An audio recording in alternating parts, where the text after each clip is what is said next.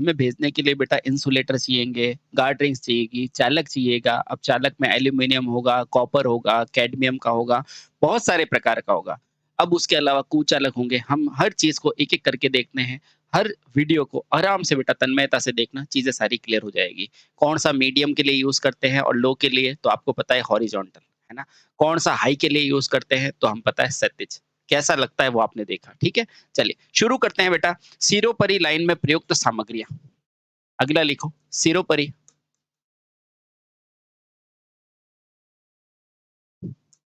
Line में प्रयुक्त सामग्रियाँ, यानी कि कौन-कौन सी सामग्रियाँ होती है सिरोपरि लाइन्स के अंदर, ठीक है? आराम से पढ़ना, ठीक है? बहुत बढ़िया। अब देखो बेटा, इसमें आवश्यक सामग्री में सबसे पहला क्या है जिसके बिना जीवन ही अधूरा है, वो कौन-सा है? खंभा, ठीक है? बहुत बढ़िया। और खंभों का वर्गीकरण देखिए ना, 2 प्रकार का होता है, क्षैतिज और ऊर्ध्वाधर, है ना? ये क्या था? लाइनों के आधार पर। अब क्या है बेटा? स्थितियों के आधार पर पढ़ेंगे, ठीक है? तो पहले पढ़ेंगे खंभा, खंभा,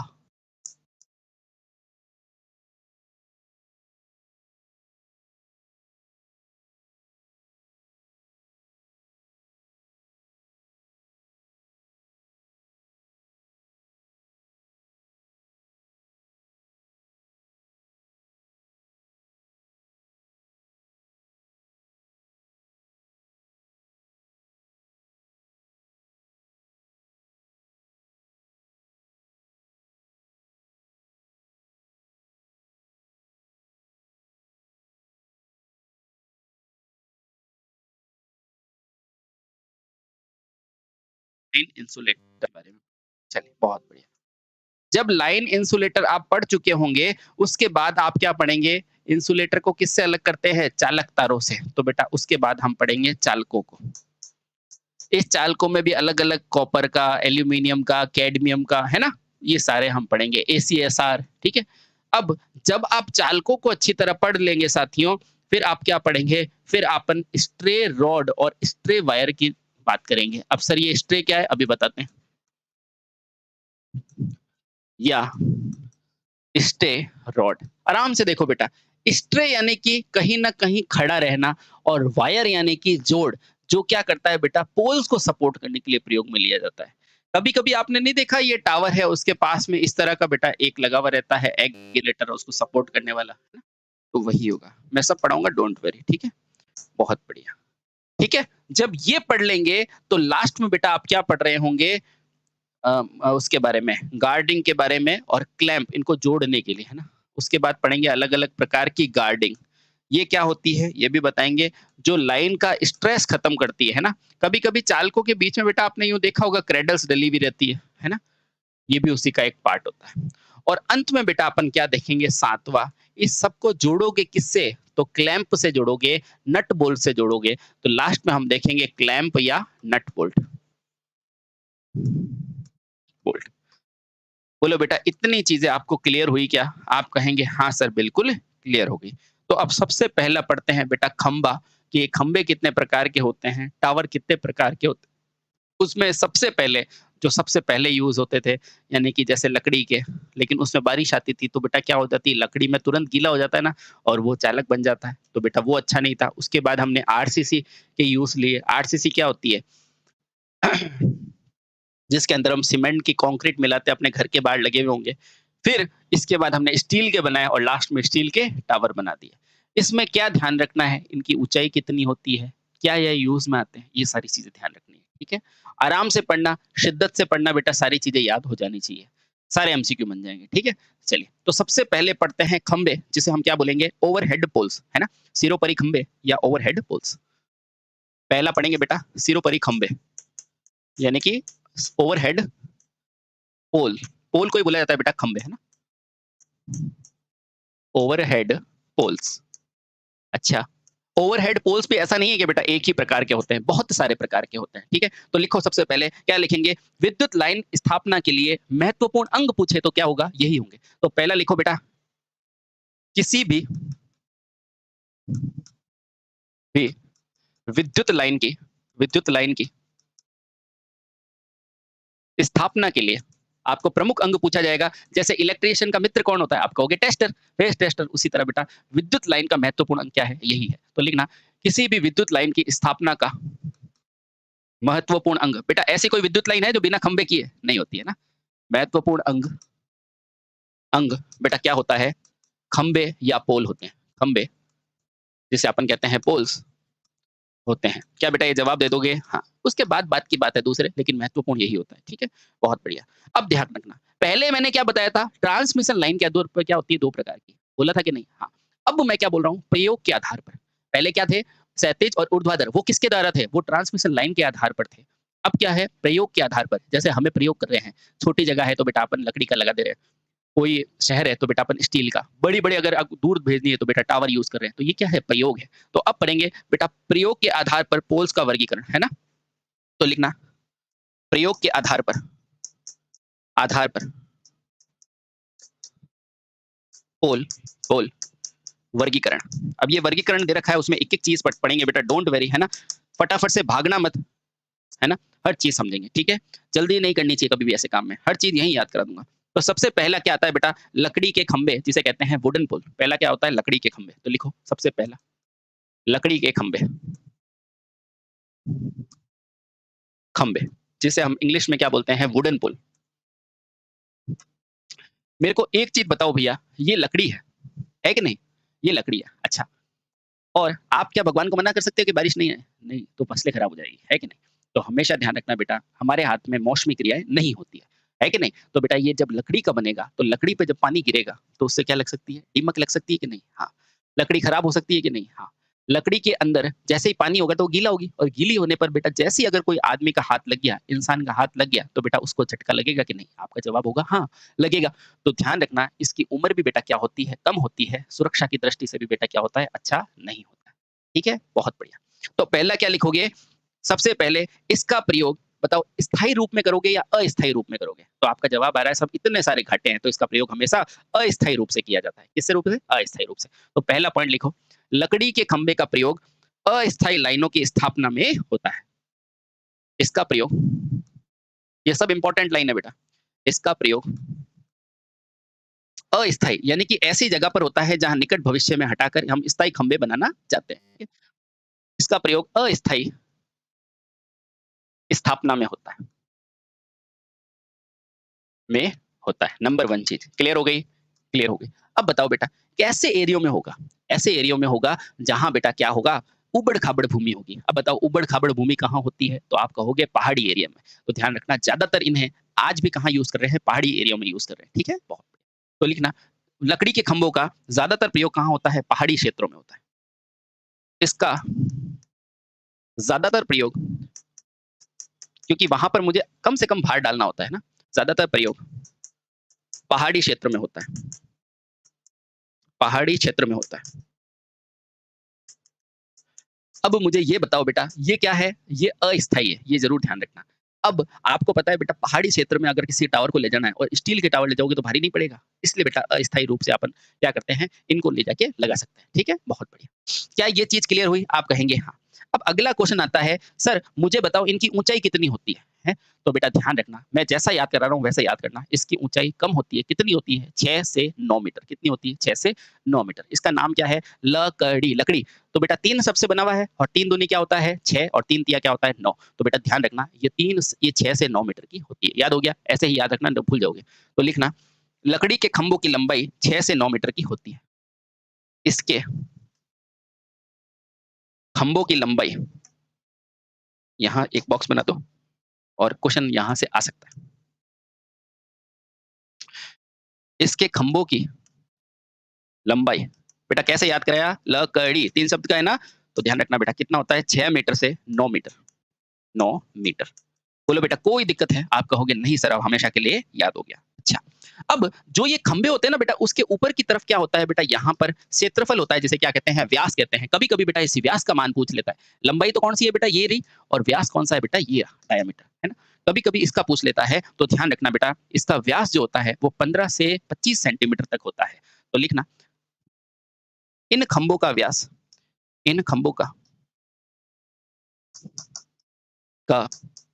व्यास कितना होता है, तो बोलना बेटा ये 15 से, और ये 15 क्या है बेटा सेंटीमीटर से कितना होता है बेटा 25 सेंटीमीटर तक होता है।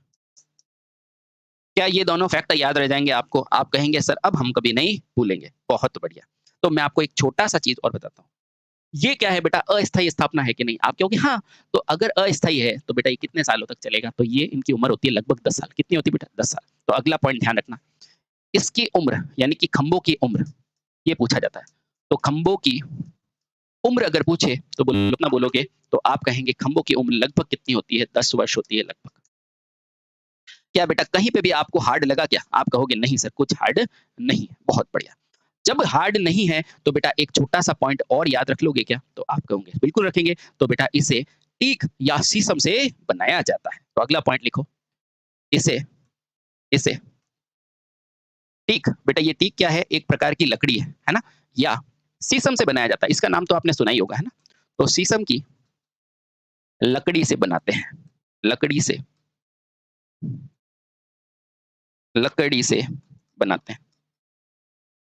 अब आप में से कुछ लोग ये कह रहे होंगे, "सर मुझे ये बताओ ये जगह क्यों छोड़ी है?" तो मैं आपको बेटा छोटा-सा चित्र बना के बताऊँगा, है ना? इसलिए, ठीक है? तो चलो अब अपन बनाते हैं लकड़ी का खंबा। बना दो सर, ये लो। तो सबसे पहले मैं क्या बनाऊँगा ज़मीन, तो ये बना दी मैंने ज़मीन। फिर मैं क्या बनाऊँगा? मैं बनाऊँगा बेटा यहाँ से क्या बनाते हैं, ये क्या बनाओगे? ये बना दिया मैंने खंबा प्यारा-सा। अच्छा, सर खंबा बना दिया। अच्छा, बहुत बढ़िया। अच्छा, अब ये खंबा जब बना, किसका बना है? तो आप कहोगे लकड़ी का, मैं कहूँगा बिल्कुल सही बात है, ये आपकी लकड़ी का प्यारा-सा खंबा है। अब इस खंबे के दोनों साइड में जो आर्म्स होती है, उन्हें क्या बोला जाता है? Cross arms. क्या बोला जाता है? Cross arms. तो अब मैंने बना दिया, ये लो प्यारी-सी क्रॉस आर्म। बोलो कोई दिक्कत है? आप कहोगे नहीं। अब यहाँ क्या लगा दो? यहाँ प्यारे-प्यारे क्या लगा दो? इंसुलेटर लगा दो। अरे! चलो, नॉर्मल पेन से बना देते हैं। ये क्या बना दिया आपने? क्रॉस आर्म बना दी। क्या बनाई? Cross arm.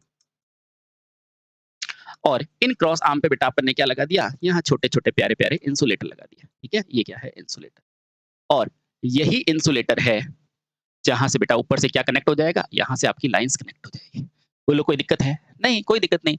तो इस प्रकार के जो खंभे होते हैं, वो लकड़ी वाले होते हैं। ठीक है? और इसे नीचे से कसने के लिए बेटा यहाँ से अपन कस देते हैं। ठीक है? ये लो, खत्म। ठीक है? तो क्या ये समझ में आ गया? आ गया। ये बिल्कुल ये कौन-सा खंभा है? तो ये लकड़ी का है। कौन-सी लकड़ी का है? तो बेटा ये टीक या शीशम का है। कितने साल चलेगा? तो ये 10 साल चलेगा। बहुत बढ़िया, लगभग 10 साल चलेगा। सर इसकी लंबाई कितनी होगी? तो बेटा ये जो माप है ना, ये है लंबाई। तो आप कहेंगे सर इसकी जो लंबाई होती है वो 3 की टेबल का भाग है, यानी कि 3 मीटर से कितनी होती है? 9 मीटर होती है। फिर मैं कहूँगा बताओ बेटा इसका व्यास कितना होता है? तो आप बोलोगे सर इसका जो ये जो व्यास होगा ना, ये लगभग कितना होगा? ये होगा बेटा 15 सेंटीमीटर से 25 सेंटीमीटर। तो मैं बोलूँगा इतनी चीज़ें आपको याद है? तो आप बोलोगे हाँ सर हमें याद है। तो मैं कहूँगा आपको सारी चीज़ें याद हो गई। ठीक है? चलिए। बोलो बेटा क्लियर? आप कहेंगे हाँ सर बिल्कुल क्लियर। ये लो। अगर ये चीज़ें याद है तो बेटा आपको इसके बारे में जो चीज़ें चाहिए वो सब याद है। ठीक है? उम्मीद करता हूँ बेटा लकड़ी के खंभे से आपके क्वेश्चन गलत नहीं होंगे। व्यास पूछेगा बता देना, हाइट पूछेगा बता देना, क्रॉस आर्म क्या होती है? दोनों तरफ फैली हुई भुजा, ऊपर क्या लगे होते हैं? इंसुलेटर लगे होते हैं, कुचालक लगे होते हैं। और इस कुचालक से क्या जुड़ा होता है? चालकतार जुड़ा होता है। ठीक है? बहुत बढ़िया। ठीक? चलिए और ये किस प्रकार का है? तो बेटा ये अस्थायी प्रकार का होता है। इसीलिए तो 10 साल का होता है। ठीक है? उम्मीद करते हैं बेटा ये सारी चीज़ें आपको समझ में आ गई होगी, ठीक है? चलो, जब वैज्ञानिकों ने देखा कि यार हमारे पास ये बन गया तो हम इसमें तो क्या हो रही थी बेटा ऊपर से बारिश वग़ैरह आ रही थी, तो इस पे लकड़ी है तो जंग लगेगा, काट लगेगा, बहुत सारी चीज़ें होगी, चालक बन जाएगा। तो अपन ने क्या किया इसको हटा के बताओ ये चालक बन सकता था तो हमने क्या यूज़ किया बेटा इसकी जगह आरसीसी। ये क्या होता है? तो बेटा इसमें कुछ नहीं सीमेंट का मिश्रण होता है। तो अगला प्रकार का क्या पढ़ेंगे आरसीसी प्रकार का। उम्मीद करते हैं पहला समझ में आ गया, ठीक है? अब दूसरा पढ़ेंगे बेटा कौन-सा आरसीसी यानी कि सीमेंट कंक्रीट खंबा। दूसरा नाम क्या है बेटा सीमेंट कंक्रीट खंबा। सीमेंट कंक्रीट खंबा यानी कि इस खंबे में क्या होगा तो आप कहोगे सीमेंट और कंक्रीट दोनों मिलाकर बनाया गया क्या होगा खंबा होगा। ये तो नॉर्मली आप घरों के आसपास भी देख सकते हो। देख सकते हो कि नहीं? हाँ, ध्यान रखना बेटा इसी खंबे का दूसरा नाम पूछा जाता है तो इसे आरसीसी पोल भी कहा जाता है। क्या बोलोगे साथियों? इसे आरसीसी पोल के नाम से भी जाना जाता है। तो पहला क्वेश्चन तो यही ले लो भैया। इसे इसे आरसीसी पोल के नाम से भी नाम से भी जाना जाता है। बेटा कुछ भी हार्ड लगा है? नहीं, कोई हार्ड नहीं है, है ना? चलिए पहला क्लियर। अब इसके अंदर होगा क्या? सीमेंट होगी, कंक्रीट होगी और क्या होगा? तो ध्यान रखना बेटा, इसमें सीमेंट, कंक्रीट के अलावा कुछ डस्ट होती है। वो डस्ट किसकी होती है? वो होती है पत्थरों की डस्ट। और क्या होती है? तो और बेटा क्या होती है? लोहे के सरिये भी डाले जाते हैं। क्यों? अपन घरों के अंदर जब वो आरसीसी की मीनार बनाते हैं तो बेटा नीचे लोहे की सरिये डालते हैं कि नहीं? हाँ, ताकि वो मजबूत बना रहे, है कि नहीं? हाँ, तो लिखना इस आरसी के इस यानी कि कह सकते हैं बेटा इस प्रकार के खंभे में सीमेंट, देखो इसके प्रमुख तत्व पूछता है तो लिखना इस प्रकार के खंबे में क्या होता है भैया? सीमेंट होता है। आप कहेंगे बिल्कुल सही। और क्या होते हैं? कंक्रीट होती है। कंक्रीट होती है। कंक्रीट का मतलब पत्थर, छोटे पत्थर और वो। और क्या होता है? जो स्टोन होते हैं ना, स्टोन जैसे ग्रेनाइट वगैरह और हल्के वाले जो स्टोन होते हैं ना, बिल्कुल बालू मिट्टी से बनते हैं, उसकी डस्ट होती है। उसकी डस्ट होती है। और बेटा इसके साथ एक प्रमुख चीज़ होती है जो ध्यान रखना अपने घरों में भी लगाते हैं, वो क्या होते हैं? लोहे के सरिये। लोहे के सरिये होते हैं। क्या सर इसके बिना नहीं बनेगी? नहीं बनेगी बेटा, मजबूती कहाँ से लाओगे? लोहे के सरिये होते हैं, होते हैं। क्या ये चीज़ आप पढ़ पाओगे? हाँ सर, अब तो हमें याद भी हो गया। ठीक है। अच्छा, इसके बीच में क्या होती है? तो ध्यान रखना बेटा, ये तो आस-पास का आवरण होता है और बीच के अंदर का भाग क्या रखा जाता है? खोखला। खोखला क्यों रखा जाता है? ताकि बेटा उसके अंदर क्या है? उसका भार ज़्यादा ना हो। ठीक है? तो लिखना बेटा, आप घरों में भी देखोगे ना तो बीच का भाग उसमें क्या होता है? खोखला होता है, साइड के अंदर ही सरियों का पार्ट होता है। ठीक है? तो लिखना इस खंबे के बीच में एक गोल खोखली नली भी होती है। अगला पॉइंट लिखना। इस खंबे के बीच में, अभी मैं बना के बताऊँगा इसको ना, बीच में एक गोल खोखली नली होती है। खोखली यानी कि कुछ नहीं होता उसमें ना, गोल खोखली नली होती है। नली होती है। बहुत बढ़िया। हुँ, ठीक है, बहुत सही। अब ध्यान रखना बेटा, इस खोखली नली में क्या करते हैं? तो ध्यान रखना, इसी खोखली नली के अंदर क्या करते हैं? केबल को स्थापित करते हैं, डालते हैं। ठीक है? तो लिखा जिसमें जिसमें क्या किया जाता है? केबल स्थापित किया जाता है। जिसमें केबल स्थापित करते हैं। भैया ग्राउंडिंग वगैरह करना पड़ेगा ना, तो ये उसी के अंदर से आप जब बनता है ना, तो बेटा उसमें देखा करो उसके अंदर अलग-अलग तार होते हैं, वो क्या होती है? खोखली नली ही होती है। क्या यहाँ तक चीज़ें क्लियर हो गई? हो गई सर, ठीक है। चलिए, अब लास्ट के अंदर पूछेगा, मुझे बता दो सर इसका प्रयोग कहाँ करेंगे? तो मैं कहूँगा, सर इसकी कोई स्टैंडर्ड हाइट है क्या? नहीं, बेटा इसको अलग-अलग हाइट में अपन यूज़ में ले सकते हैं, इसलिए इसकी स्टैंडर्ड हाइट कभी मत याद करना। अब करो तो बुकों में लिखी हुई है, आप कर लेना। नहीं तो मैं कह रहा हूँ जितना आप करो, इसकी संरचना बना देता हूँ और बेटा ध्यान रखना, इसे 11 किलोवाट तक यूज़ में लेते हैं। कितने किलोवाट तक? 11 किलोवाट तक। तो लिखना, इसका उपयोग 11 किलोवाट तक की लाइनों में होता है। अगला पॉइंट और इंपॉर्टेंट पॉइंट लिखना, इसका प्रयोग और लंबाई वगैरह मत याद करना, ठीक है? इसका प्रयोग 11 किलोवाट, जहाँ पे भी इंपॉर्टेंट डेटा होगा मैं लिखा दूँगा बेटा, डोंट वरी, है ना? 11 किलोवाट की लाइनों में होता है। बहुत बढ़िया। सर लंबाई नहीं याद करी? नहीं करनी बेटा, होता तो मैं बता देता, ठीक है? अच्छा, अब ये बनेगा कैसे? तो देखना, आराम से देखना। सबसे पहले तो क्या बनाओगे? भूमि, ये बना दी मैंने भूमि। अब चूँकि आपको पता है कि इसके बीच के अंदर बेटा क्या होता है, इस तरह से एक खंभे की संरचना होती है और खंभे की संरचना बनने के बाद बीच के अंदर क्या रखा जाता है? गोलाकार जगह रखी जाती है। ये रख दिया मैंने गोलाकार जगह। ये जो एरिया है ना, ये मान लो इस तरह का एरिया है। ये क्या रखा जाएगा? हमेशा खाली रखा जाता है, जिसके अंदर अपन क्या करते हैं? केबल्स को स्थापित करते हैं। ये कौन-सा एरिया है? गोलाकार। ठीक है? हाँ, और ये ध्यान रखना बेटा, इस प्रकार का एक सीमेंट का खंभा होता है जिसके बीच में क्या होती है? खोखली नली होती है। क्या होती है? खोखली नली होती है। ठीक है? अब वही है, यहाँ से आप केबल वगैरह डालो करो, ठीक है? इस तरह का आपका खंभा होता है और बीच के अंदर की जगह क्या होती है? खोखली होती है, खाली होती है, जहाँ पे केबल्स को भरा जाता है। ठीक है? और बाहर की तरफ से सप्लाई ले ली जाती है। ठीक है? हाँ, ये इसमें ग्राउंडिंग वगैरह के तार वगैरह भी होते हैं। ठीक है? तो ये क्या है? 11 किलोवाट तक की लाइन। क्या इस चित्र को देख के आप बता दोगे? हाँ सर, बिल्कुल बता देंगे। अब अगले प्रकार की लाइन कौन-सी होती है? उसे कहते हैं बेटा रेल लाइन। क्या कहते हैं? Rail line. अच्छा, रेल लाइन क्यों नाम रखा है? क्योंकि बेटा इसका आकार कैसा होता है? रेल की पटरियों जैसा होता है, लेकिन वर्तमान में इसको ज़्यादा प्रयोग में देखा नहीं गया, है ना? बहुत कम रेल बताते हैं। मैं आपको बता दूँगा इसमें क्या-क्या डेटा याद रखना है। तो आ जाओ। अब तीसरा है, अब ट्रैक वगैरह में इसको देख सकते हैं, जैसे रेलवे ट्रैक्स होते हैं ना उधर। तो तीसरा लिखो बेटा रेल लाइन्स। क्या लिखोगे? Rail lines. जो-जो डेटा याद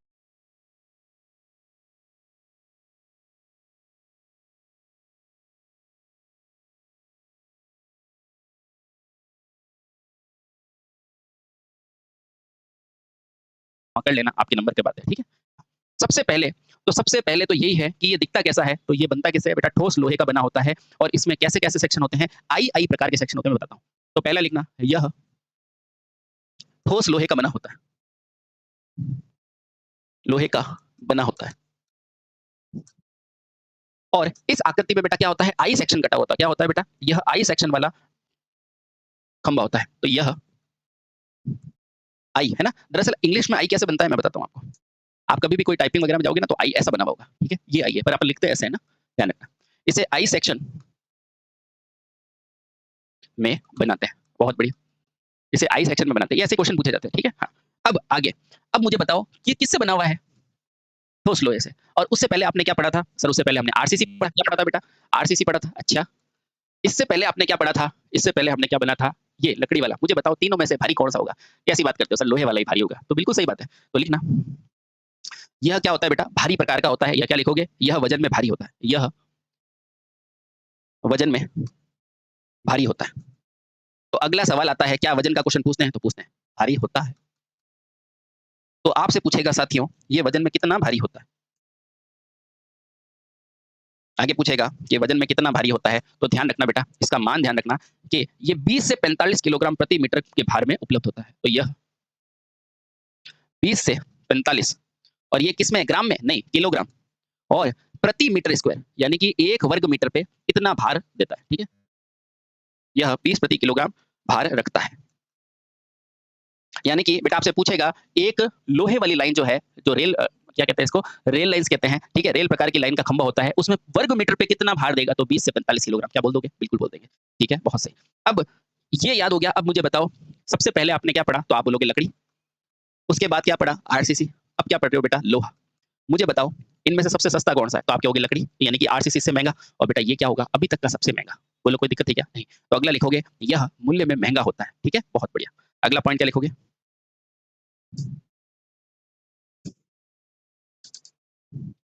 अगला क्या लिखोगे बेटा, यह महंगा होता है। महंगा होता है तो क्या, अगर महंगा होगा तो बेटा क्या इसे हर जगह यूज करेंगे, नहीं। तो ध्यान रखना बेटा, इसीलिए इसे क्या कहते हैं, 11 किलोवाट तक की स्थायी लाइनों में प्रयुक्त किया जाता है। महंगा होता है तथा इसे किस लाइन तक, 11 किलोवाट। सर 11 किलोवाट में आरसीसी भी करते थे, बिल्कुल, लेकिन ये क्या है बेटा, आरसीसी की स्थायी लाइन है ना, 11 किलोवाट की स्थायी लाइनों में भी प्रयोग किया जाता है। स्थायी लाइन में प्रयोग किया जाता है, जहां आपने को स्थायी रूप से प्रयोग करना हो,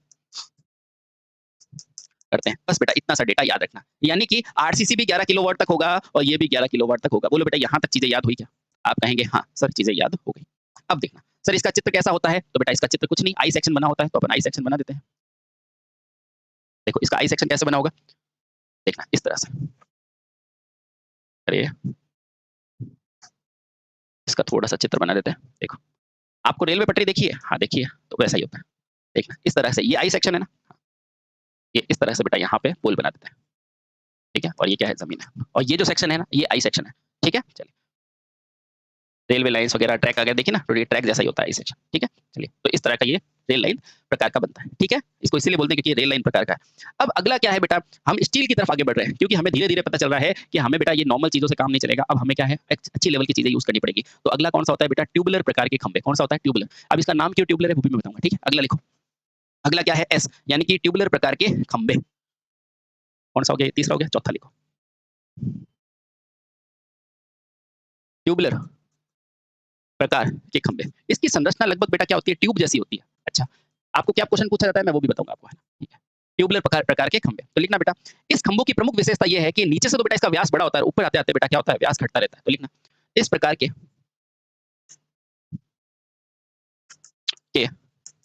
खंभों की कभी दिल्ली वगैरह जाओ तो बेटा ऐसे आपको दिख जाएंगे, है ना। खंभों की प्रमुख विशेषता यह होती है, प्रमुख विशेषता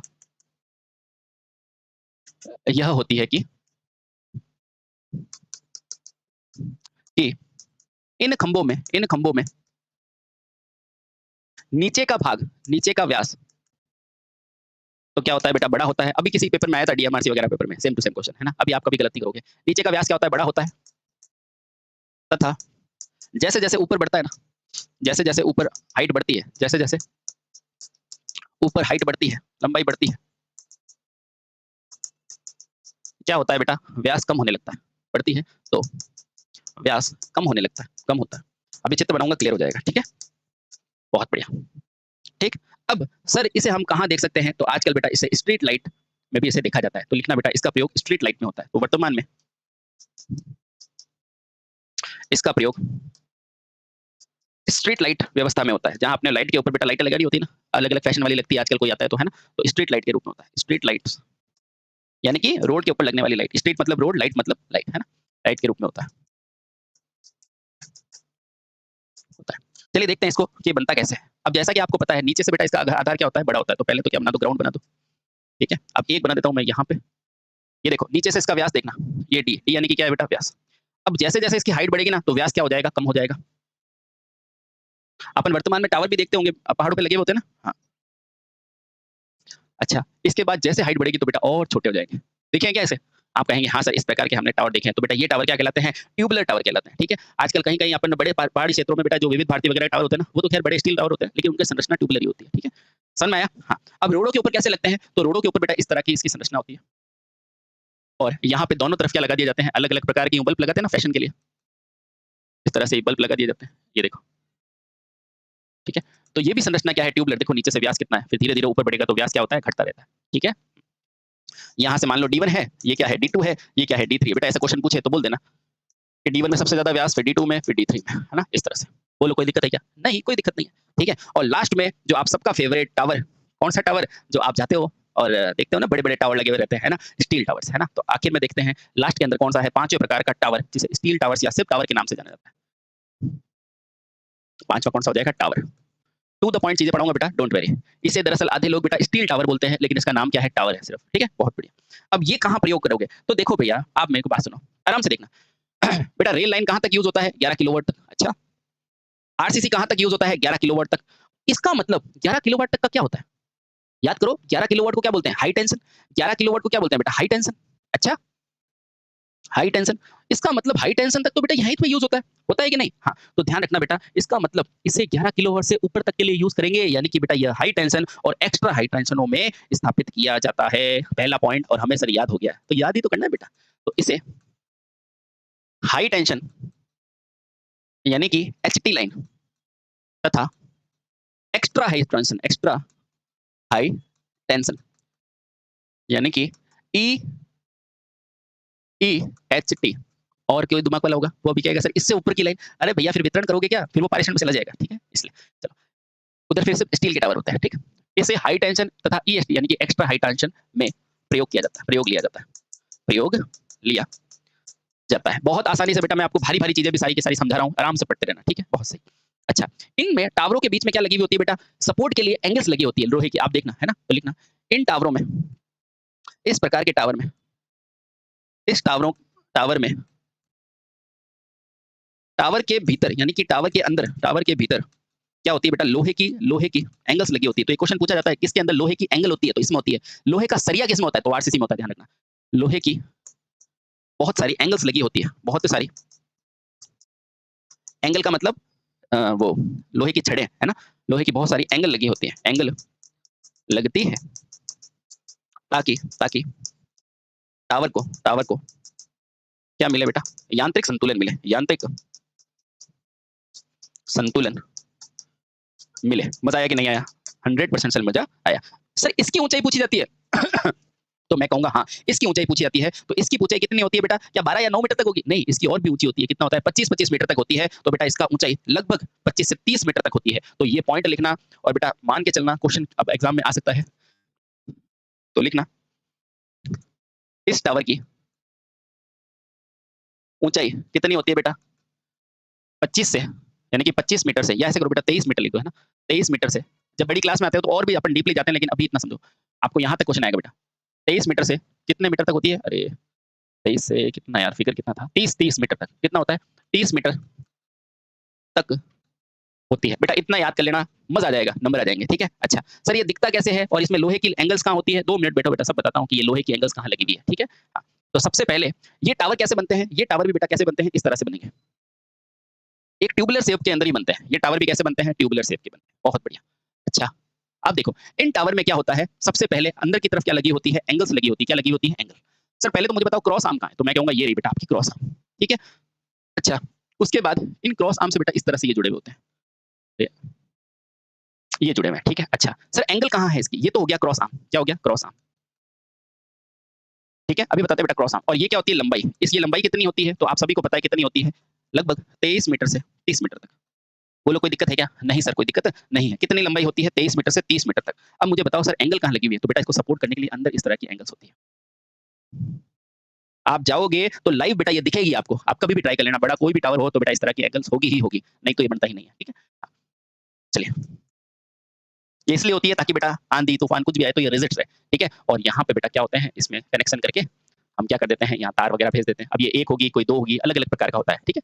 तो ये आपका हो गया चालक तार, चालक और ये आपका क्या हो गया प्यारा सा इंसुलेटर। बोलो बेटा कोई दिक्कत है क्या? इसकी लंबाई पूछेगा, इसकी उम्र सबसे ज़्यादा होती है, ठीक है? और बहुत सारे गुण होते हैं जो आप सभी जानते हैं, ठीक है? बहुत बढ़िया। अच्छा, सर मुझे ये बताओ छोटा-सा ये है अगला टॉपिक ये है कि ये क्रॉस आर्म क्या होता है? अब बेटा टावर के लिए आपको यही क्वेश्चन पूछेगा, इसकी लंबाई पूछ सकता है, ठीक है? जो-जो पूछ सकता है मैंने उसके लिए मैं सब में जगह गोले बना दिए हैं, ठीक है? बहुत बढ़िया। अब अगला जो है वो हमारा क्या है? खंभा हमने पूरा पढ़ लिया है ना? अब खंभे के बाद बेटा हम क्या पढ़ेंगे? इस क्रॉस आर्म को पढ़ेंगे कि आखिर इसका रोल क्या है, ठीक है? तैयार हो? आ जाओ। तो अगला पढ़ते हैं बेटा सेकंड क्रॉस आर्म क्या होता है? क्रॉस आर्म आसानी से पढ़ेंगे बेटा। आपने क्या पढ़ा मैं रिवाइज़ कर देता हूँ। बेटा आरसीसी मीडियम है ना? मीडियम या निम्न, उसके बाद आपने क्या पढ़ा रेल पोल 11 केवी के लिए, ट्यूब और उसके अलावा ट्यूबलर 11 केवी के लिए और फिर ऊपर जो भी आए थे वो क्या है 11 केवी से ज़्यादा, ठीक है? आराम से पढ़ना बेटा सारी चीज़ें क्लियर हो जाएगी। किसके अंदर सरिया डालते हैं तो बेटा आरसीसी उसे ही बोल देते हैं सीमेंट रेनफोर्स वाला, ठीक है? और किसके अंदर एंगल्स लगते हैं वो है आपका क्या है टावर है, ठीक है? और टावर के ऊपर लगी होती है क्रॉस आर्म। क्रॉस आर्म क्या होती है? वो जो भुजा होती है ना वो, उसके बारे में हम पढ़ रहे हैं क्रॉस आर्म क्या होती है, ठीक है? ये सब इसके पार्ट्स हैं, ठीक है? अब ध्यान रखना बेटा, खंबे के ऊपर ये रहा खंबा और बेटा इसके ऊपरी भाग से क्लैंप तथा नट बोल्ट से कसी हुई क्षैतिज भुजा क्या कहलाती है? ये किससे कसोगे? तो नट और बोल्ट से। बेटा नट और बोल्ट का मतलब तो समझते हो ना? समझ लो बेटा फिर आप में से बहुत सारे लोग गलत करते हैं। ध्यान रखना बेटा इस तरह की जो संरचना होती है ना, वो क्या कहलाती है बेटा? नट कहलाती है और ये जिसके जो ये होता है ना बाहर का पार्ट, जिसको बेटा इसके अंदर डाल के कसते हैं बेटा ये बोल्ट होता है, ध्यान रखना। ठीक है? ये हमेशा हम भूल जाते हैं और इसको ही बेटा क्या कहते हैं? स्क्रू। ठीक है? तो ये किससे कसी होगी? तो टावर के ऊपरी भाग से नट और बोल्ट के द्वारा कसी गई ये भुजा क्या कहती है बेटा? क्षैतिज भुजा क्या कहलाती है? क्षैतिज यानी कि लेटी हुई, ये कभी ऊर्ध्वाधर नहीं होती है। क्षैतिज से जुड़ी क्षैतिज भुजा क्या कहलाती है? क्रॉस आर्म कहलाती है। ठीक है? क्या लिखोगे बेटा? गौर से देखो कि खंबे के ऊपर ऊपरी सिरे पर क्लैंप तथा नट बोल्ट से कसी हुई, क्लैंप यानी कि चीजों को पकड़ने वाली वस्तु तथा उससे जुड़ी हुई क्षैतिज भुजा क्रॉस आर्म कहलाती है। तो लिखना खंबे के ऊपरी भाग पर किससे? क्लैंप यानी कि पकड़ने वाला औजार। ध्यान रखना बेटा पकड़ने वाला औजार तथा क्लैंप तथा नट और बोल्ट। बेटा नट बोल्ट का अंतर मैंने अभी बताया आपको है ना? नट तथा बोल्ट से कसी हुई क्षैतिज भुजा। ये इसकी परिभाषा आती है हल्के में मत लेना। क्षैतिज भुजा क्या कहलाती है बेटा? क्रॉस आर्म कहलाती है। क्रॉस आर्म कहलाती है। क्या बेटा ये छोटी सी परिभाषा आप समझ रहे हो? हाँ सर हम समझ रहे हैं, ठीक है। अब इस भुजाओं पे क्या होता क्या है? तो देखो बेटा मैंने भुजाओं पे क्या लगाया है? ये क्या लगाया है? कुचालक। क्या लगाया है? कुचालक।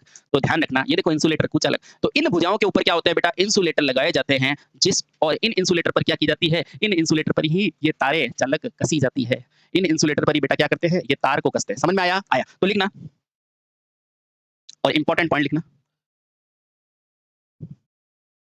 इन क्रॉस आर्म पर, ये पहला पॉइंट, इन क्रॉस आर्म पर बेटा इंग्लिश में नाम याद रखना है ना। इस क्रॉस आर्म पर क्या होते हैं? इंसुलेटर कसते हैं। इंसुलेटर कसते हैं और इन्हीं इंसुलेटर के द्वारा बेटा क्या होती है? तार कसी जाती है। अब मैं कारण बताता हूँ। इन्हीं इंसुलेटर पर चालक तार जोड़ी जाती है, जोड़ते हैं। अब देखो सर ऐसा हो सकता है कि इंसुलेटर लगा ही नहीं डायरेक्ट तार जोड़ दें? अरे भैया तो देखो ये किससे बना हुआ है? स्टील से बना हुआ है और बेटा स्टील क्या होता है? चालक और बेटा ये तार भी क्या है? चालक। दोनों दोनों शॉर्ट हो जाएंगे, आगे धारा जाएगी नहीं, सारी धारा इसी के अंदर बह जाएगी। समझ में आया? तो इंसुलेटर का रूल बहुत इंपॉर्टेंट है क्योंकि ये क्या करता है बेटा? यहाँ से गुजरने वाली चालक तार को टावर के भीतर ना जाके आगे ही भेज देता है। समझ में आया? आया। क्योंकि इंसुलेटर का प्रतिरोध क्या होता है? बहुत ज्यादा होता है। ठीक है? ये ध्यान रखना बेटा, अगर ये इंसुलेटर नहीं लगाया ना तो ये यहीं से करंट सारा अंदर फ्लो कर जाएगा, आगे जाएगा ही नहीं। समझ में आया? आया। तो ये देखना बेटा इंसुलेटर कसते हैं जो बहुत महत्वपूर्ण है, जो बहुत महत्वपूर्ण है। समझ में आया? आया। तो ये इसका रूल समझ में आया? क्रॉस आर्म पर इंसुलेटर कसते हैं और इन इंसुलेटर पर चालक को जोड़ा जाता है। ठीक है? बहुत बढ़िया। अब देखो यह क्रॉस आर्म किससे बनती है बेटा? आयरन की बनती है, लोहे की बनती है। किसकी बनेगी? सामान्यतः स्टील। और बेटा स्टील होता क्या है? खुद ही आयरन और कॉपर से मिला हुआ एक चीज होती है। होती है कि नहीं? हाँ, तो लिखना यह क्रॉस आर्म आर्म क्या हो सकती है बेटा? स्टील या आयरन की बनी होती है, बनी होती है। ठीक है? बहुत बढ़िया। ये लो भैया, क्योंकि जिसका टावर होगा उसी की बनेगी, ठीक? चलिए, तो ध्यान रखना बेटा इस प्रकार से हमने सारी चीज़ों को जाना, एक-एक करके जाना। हमने क्या जाना कि बेटा ये क्रॉस आर्म किसकी है? स्टील। अब ध्यान रखना बेटा ये टावर है, ये आपका क्या है? क्रॉस आर्म, इसके ऊपर इंसुलेटर नहीं लगाया ना, तो बेटा ये धारा जा रही है यहाँ से। तो ध्यान रखना बेटा धारा क्यों जाएगी? क्योंकि ये भी चालक और ये भी चालक, बेटा सारी करंट यहाँ फ्लो हो जाएगी अगर ये नहीं हुआ तो, इसलिए ये बेहद इम्पोर्टेंट है, ठीक है? बहुत और हमने क्या जाना? हमने इस वीडियो में ये जाना कि अलग-अलग प्रकार के होते हैं, उसमें लकड़ी होती है, इसकी लंबाई कितनी होती है? 6 मीटर से 9 मीटर, 15 से लेके 25 तक इसका क्या होता है? व्यास होता है, उम्र कितनी होती है? 10 होती है। कैसा होता है? अस्थायी बनाते हैं। ये देखो मैंने बना के बताया। उसके बाद सीमेंट है, इसमें लोहे का सरिया बीच में होता है, डस्ट होता है, ये पूछा जाता है बेटा इसमें क्या-क्या मिलाओगे? ठीक है? और बीच के अंदर क्या होती है? सुराख छोड़ा जाता है, ये देखो बीच में छोड़ दिया। इसका प्रयोग भी क्या होगा? 11 किलोवाट तक होगा, ठीक है? इसके बाद हमने रेल लाइन्स, इसका आकार देखा कैसा होता है? बेटा ये ज़रूर ध्यान रखना 20 से 40 किलोग्राम प्रति मीटर क्यूब होता है और 11 किलोवाट तक करते हैं। और अंत में आपका सबका फेवरेट ट्यूबलर, ये क्या होता है बेटा? ट्यूब के आकार में होता है।